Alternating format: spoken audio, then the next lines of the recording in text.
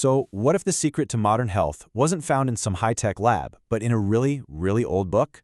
Well, today we're unpacking Jordan Rubin's The Great Physician's RX, a book that makes that very claim, and it was all born from the author's own life-or-death health crisis.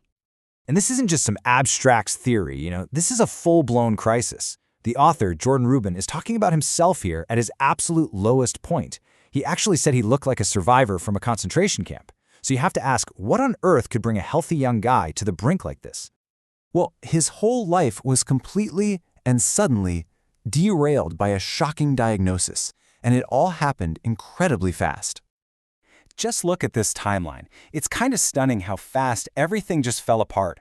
At 19, Rubin is this healthy college freshman, raised as a granola kid. But then, just a few months later, bam, severe digestive problems hit him out of nowhere. He loses 20 pounds in less than a week.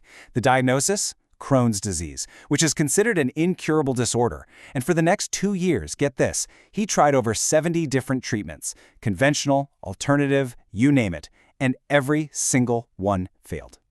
He was completely out of options. Can you imagine? At just 19 years old, doctors are telling him his only path forward is this life-altering surgery that would leave him with a colostomy bag for life.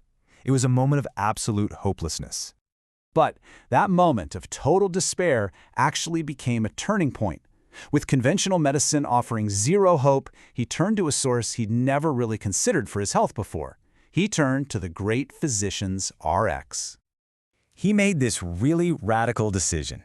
He decided he was going to dedicate 40 days to studying the Bible, not just for spiritual guidance, but to actively search for practical, real-world instructions on how to live a healthy life. And this journey led him to the core premise of his entire book, the idea that the Bible is kind of like an owner's manual for the human body. Just like a car manufacturer gives you a manual for optimal performance, he came to believe the Creator did the same for us. So all that studying led him to boil everything down into what he calls the 7 keys to health. This is really the core framework of his whole approach. You've got eat to live, use whole food supplements, practice advanced hygiene, condition your body with exercise, reduce toxins, avoid deadly emotions, and finally, live a life of prayer and purpose. Okay, so let's actually break down what these mean. The absolute foundation of the whole plan is the first and most detailed key: eat to live. Rubin frames this as a pretty simple but really profound choice. Are you eating to live or are you living to eat? In his view, eating to live means you're consuming what God created for food, in a form that's actually healthy for the body. And he contrasts this with what he calls the standard American diet, or SAD, full of all the processed, greasy, and sugary stuff. And this principle gets really specific. He draws on these ancient dietary laws from the book of Leviticus, making a distinction between what he calls clean and unclean meats. So, for example, animals like cows and sheep, those are permitted, but pork and bacon, not on the list. Chicken is in, but shellfish like shrimp or lobster are out. And when it comes to fish, they need to have both fins and scales, which makes something like salmon okay, but catfish, not so much.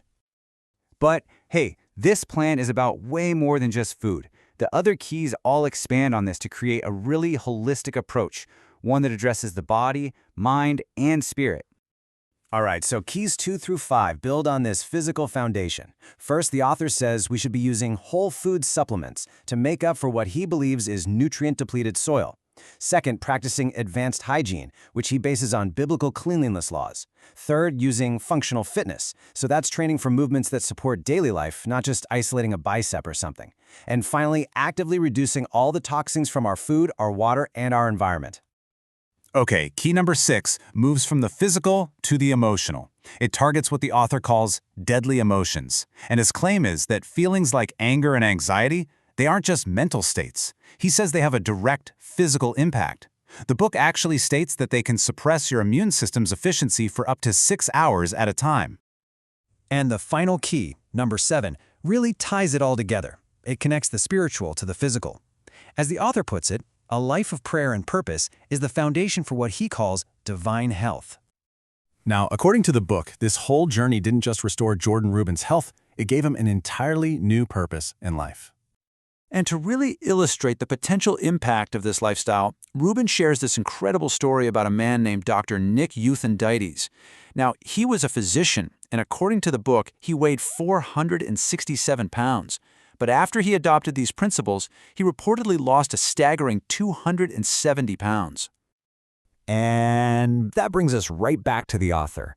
His dramatic recovery from what doctors had called an incurable disease, well, that became his life's mission, to get out there and share the very principles he believes literally saved him. And this really brings us to the core challenge of the book, doesn't it? Rubin's not just telling his story. He's asking readers to think about their own health legacy. And that leaves us all with a final, pretty powerful question to think about. What would yours look like?